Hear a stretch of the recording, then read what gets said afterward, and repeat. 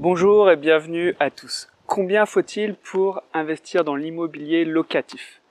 Je rappelle que l'immobilier locatif, c'est acheter un bien immobilier pour le mettre en location et avoir des revenus qui tombent tous les mois. Donc vous vous posez beaucoup de questions. Faut-il investir avec ses fonds propres, avec un apport ou sans apport? Une partie de la réponse se trouve dans ce que je vais vous raconter maintenant. Si vous vous intéressez à l'indépendance financière, vous avez dû vous rendre compte qu'il existe 3 piliers d'enrichissement qui sont utilisés depuis des centaines d'années. Ce sont l'entrepreneuriat, créer son entreprise et être son propre chef.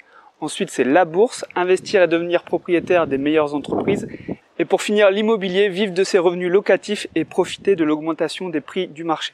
Dans ces 3 piliers, seul l'investissement immobilier peut être financé entièrement par une banque. Jamais on vous prêtera de l'argent pour acheter des actions. Et pour votre entreprise, vous ne pourrez jamais tout emprunter pour démarrer votre activité. C'est parce qu'on a la possibilité d'emprunter à la banque que je suis devenu investisseur immobilier. C'est le meilleur investissement pour celui qui part de zéro.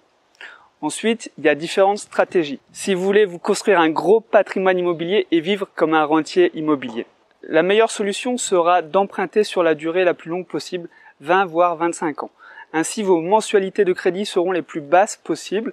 L'objectif, c'est que les loyers remboursent vos crédits et même un peu plus, pour avoir des revenus plus que des dépenses. On parle alors de cash flow positif.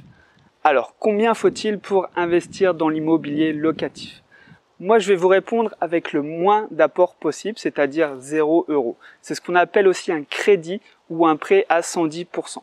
La banque vous prête le coût d'achat, les frais de notaire et le coût des travaux. Si votre objectif c'est d'assurer l'achat d'un seul investissement immobilier et que vous n'aimez pas avoir de crédit, dans ce cas, pour vous rassurer vous-même et pour sécuriser votre investissement, mettez un apport de 10, 30 ou 50%.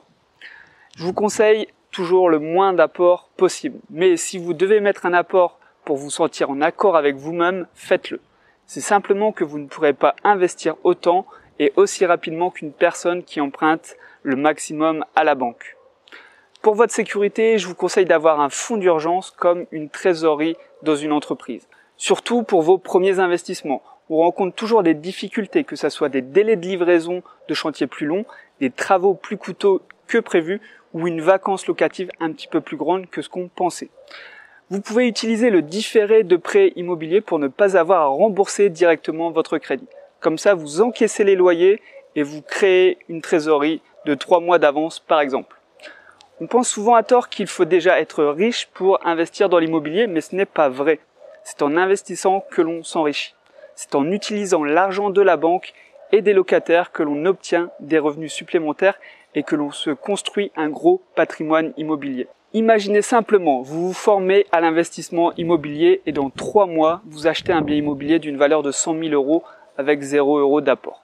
Ce bien vous rapporte ne serait-ce que 100 € par mois et dans 20 ans, vous avez un bien de 100 000 € dans votre patrimoine. Ou alors, vous économisez pendant 10 ans pour avoir 50 000 € d'apport, vous achetez le même bien immobilier et 10 ans plus tard, vous en êtes le propriétaire. Les deux exemples ont peut-être le même résultat, un patrimoine de 100 000 € dans 20 ans, sauf qu'avec le premier exemple, vous pouvez faire d'autres investissements car vous n'avez pas besoin de vous constituer un apport.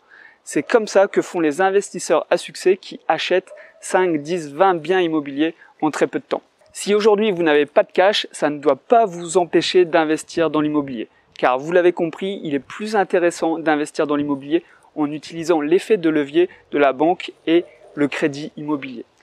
Partagez cette vidéo à vos amis investisseurs et dites-moi dans les commentaires si utiliser un crédit immobilier vous fait peur ou non. Et si vous voulez en apprendre toujours plus sur l'investissement immobilier, je vous invite à vous abonner à ma chaîne YouTube et moi je vous souhaite de très bons investissements à tous.